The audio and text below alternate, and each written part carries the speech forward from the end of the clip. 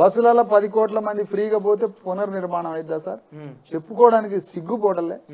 ఈ మాట పోయి అమెరికా చెప్పండి, నీ గవర్నమెంట్ ఏం చేసిందంటే, వీళ్ళు లేస్తే అమెరికా పోతారు కదా, నీ గవర్నమెంట్ ఏం చేసింది అని అంటే బస్సులలో ఫ్రీగా పంపిస్తాను అన్నానండి. అది తెలంగాణ నిర్మాణం అంటారా సార్? దాన్ని అన్నారు కదా, బస్సులలో ఫ్రీగా. ఏం వెసులుబాటు సార్? ఏమంటున్నాం అంటే, మీ బిడ్డ ఉన్నాడు సార్, మీ బాబు ఒక 4వ తరగతి చదువుతుండో. తెలంగాణ ప్రజలారా ఇది జాగ్రత్తగా వినమంటున్నా మన వేదిక నుంచి. ఒక మానవుడు మామూలుగా ఒక కుటుంబం ఉంది, సంవత్సరం మీద 2 పిల్లలు ఉన్న తల్లిదండ్రులు 2 లక్షల రూపాయలు బిడ్డలకి ఫీజుల మీద, వాళ్ళ బుక్కి గాని తిండి గాని ఫీజులు గాని, పిల్లలకే 2 పిల్లలు ఉంటే 2 లక్షలు ఖర్చు అయితే చదువుకి. 2 లక్షల రూపాయలు ఒక ఆటో తోలేవాడు, ఒక చిన్న వర్కరు, చిన్న మనిషి, చిన్న చిన్న ఉద్యోగాలు చేసుకునేవాళ్ళు, చిన్న చిన్న వర్కులు చేసుకునేవాళ్ళు తమ పిల్లల్ని 2 లక్షల రూపాయలు మినిమం వాళ్ళకి ఫీజులు, బట్టలు, పుస్తకాలు, స్కూల్ ఫీజులు, డొనేషన్లు, వాళ్ళ తిండి తిప్పల మొత్తం కలిపితే 2 లక్షల, కనీసం 2 లక్షల నుంచి 5 లక్షల రూపాయలు ఖర్చు పెడుతున్నారు స్కూల్కి. నేనేమంటానంటే, ఎల్కేజీ నుంచి పీజీ వరకు బిడ్డలకి అద్భుతమైనటువంటి ఆంగ్ల మీడియంలో, ఇంగ్లీష్ మీడియంలో స్కూల్స్ని యూరోప్ దేశంలో ఉన్న స్కూల్స్ లాగా కట్టించి మొత్తం ఫ్రీ ఎడ్యుకేషన్. నిన్ను ఎవడు అడుగుతున్నాయా బస్సు ఫ్రీ? నీ కరెంటు బిల్ ఎంత? 1/2 కిలో మటన్తో సమానం 200 రూపాయలు. నేను అంటున్నా, మనోళ్ళు మటన్ తింటారుగా వారానికి 4 రోజులు మటన్ తింటారుగా తెలంగాణలో. మనం నాన్ వెజ్ లేదు, ముద్ద పోదు కదా నోట్లకి. ఈయన ఇచ్చే 200 రూపాయలు కరెంటు బిల్ ఎంత? నువ్వు పడేసే 200 రూపాయల మటన్ ఖరీదు రేటు అది. నీ మటన్ రేటు గ్యాస్కి 500 రూపాయలు, అది సంపూర్ణంగా అమలు అయితే లేదో తెలియదు. అది కాకుండా బస్సుల ఫ్రీ. ఈ 3టితో తెలంగాణ పునర్నిర్మాణం అంటారా ఎవరన్నా? బిడ్డలకు ఉచితంగా బయట దేశాల్లో ఎట్లాంటి చదువు ఉందో భోజనం పెట్టి ఎల్కేజీ నుంచి పీజీ దాకా పిల్లల్ని చదివించు. గవర్నమెంట్ చదివమంటున్నాం. అమెరికాలో లోకల్ గవర్నమెంట్స్ ఉంటాయి సార్, మున్సిపల్ లోకల్ గవర్నమెంట్స్ ఎట్లా ఉంటాయంటే, ఇక్కడ ఆర్కిడ్జా ఏదో స్కూల్స్ ఉన్నాయి చూడండి, అలాంటి స్కూల్స్ అమెరికాలో ఒక చిన్న మున్సిపల్ లోకల్లో గవర్నమెంట్ అలాంటి స్కూల్ నడిపిస్తుంది. అలాంటి స్కూల్స్ నడిపిస్తుంది అమెరికాలో. మీరు మొత్తం ఇక్కడున్న రెడ్లు వెలమ మొత్తం అమెరికాలోనే స్థిరపడింది. అమెరికాలో ఉంటున్నటువంటి ఈ వెలమ రెడ్డి దొరలు మీరు కన్ను తెరిస్తే అదే స్కూల్లో మీ బిడ్డలు చదివిస్తున్నారే.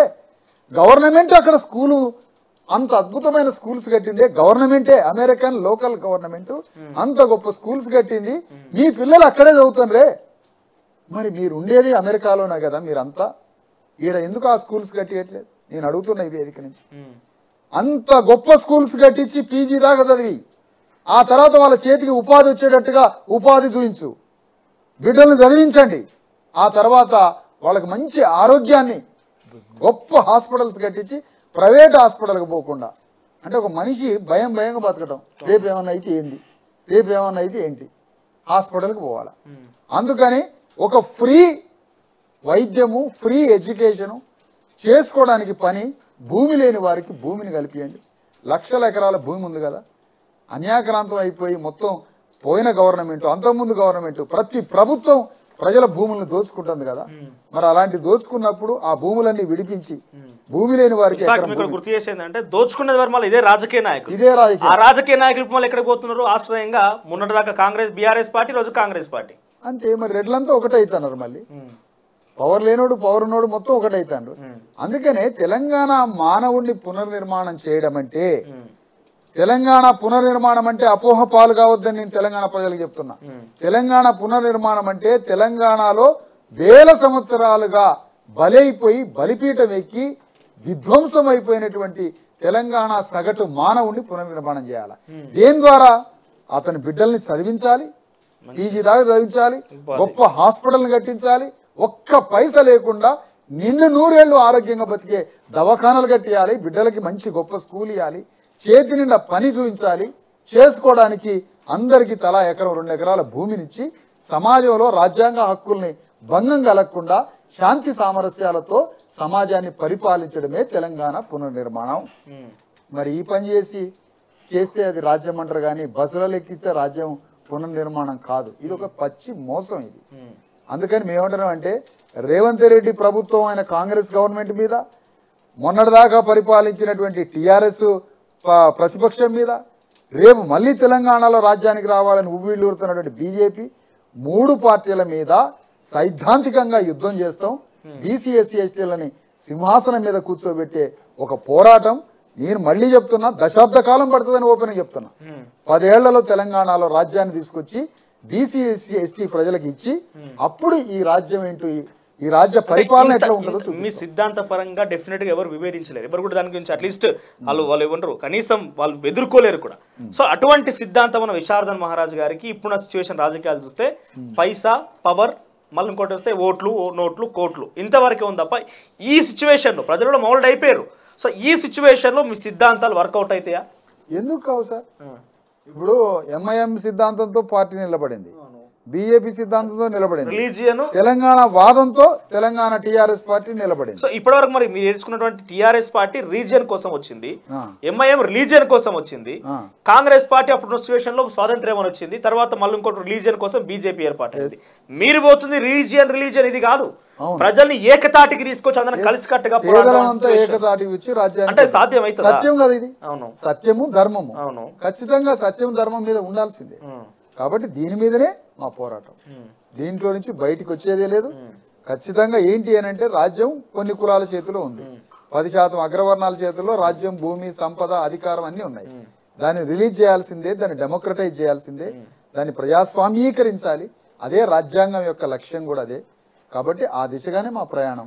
ఇక చివరిగా దీన్ని ఇంటర్వ్యూ ముగించే ముందు ఒక్కసారి, ఎందుకంటే ప్రజెంట్ ట్రెండింగ్ టాపిక్ కూడా లిక్కర్ స్కామ్లో ఎప్పుడెప్పుడు అని తెలంగాణ కొంత ప్రతిపక్షాలు బీఆర్ఎస్ పార్టీ వ్యతిరేక శక్తులను కూడా ఎప్పుడెప్పుడు అరెస్ట్ ఇన్ఫాక్ట్ మనం ఇందాక మాట్లాడుకున్న ఆర్ఎస్ ప్రవీణ్ కుమార్ కూడా ఎప్పుడు కవిత అరెస్ట్ చేస్తామని గతంలో మాట్లాడిన ఆర్ఎస్ ప్రవీణ్ కుమార్ మొన్న ట్వీట్ ద్వారా కవిత గారి అరెస్ట్ అనైతికం అని చెప్పడం జరిగింది. సో ఎట్లా చూస్తారు కవిత అరెస్ట్ సంబంధించి ఏం మాట్లాడతారు? 100% అరెస్ట్ కరెక్టే కదా. ఆమె అందులో ఉంది, లిక్కర్ స్కామ్ లో అన్ని డాక్యుమెంట్స్ అన్ని క్లియర్ గా ఎవిడెన్సెస్ అన్ని కనిపిస్తూనే ఉన్నాయి. సో బీజేపీ కుట్ర అని చెప్పి మాట్లాడుతున్నారు కొంతమంది. అంటే బీజేపీ కుట్ర అనేది మనం చూడట్లే కానీ అరెస్ట్ అయితే మోడీ వచ్చే ముందు ఈడీ వస్తుంది, ఈడీ వచ్చి అరెస్ట్ చేస్తుంది, బీజేపీ కుట్ర వల్లే రాజకీయ పార్టీలు కొలాప్స్ అవుతున్నాయి, బీజేపీ కుట్ర వల్లే రాజకీయాల అస్తిత్వం కోల్పోతున్నాయి అనే రకంగా. ఒకటేంటంటే సార్, బేసిక్ గా పాలక వర్గాల మధ్య ఎప్పుడు ఒక డ్రామా నడుస్తూ ఉంటుంది. ఎందుకు అంటే వాళ్ళంతా ఒక పాలక వర్గం క్లాస్ లో ఉంటారు. వాళ్ళ మధ్య థ్రెట్ చేస్తారు, భయపెడతారు, దారి తెచ్చుకుంటారు, భయపెడతారు, దారి తెచ్చుకుంటారు. అది కాంగ్రెస్ పార్టీ టీఆర్ఎస్ మీద అదే చేస్తుంది, టీఆర్ఎస్ మీద బీజేపీ అదే చేస్తుంది, కాంగ్రెస్ రేపు గవర్నమెంట్ లోకి వస్తే సెంటర్ లో బీజేపీని అదే చేస్తుంది.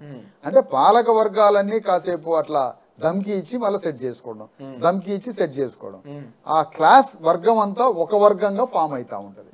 కాబట్టి వాళ్ళే ఫైనల్ గా షెటిల్ చేసుకుంటారు, ఎవరికి ఏమీ కాదు, అంతిమంగా వాళ్ళంతా ఒక్కటే. అందుకని వాళ్ళు ఎప్పుడు కరెక్ట్ విప్లవం వస్తుందంటే కింద వర్గాలు రాజ్యానికి వచ్చినప్పుడు ఆ 10% పర్మనెంట్ గా జైల్లో పెడతాం. ఇది మీ చేసే పని.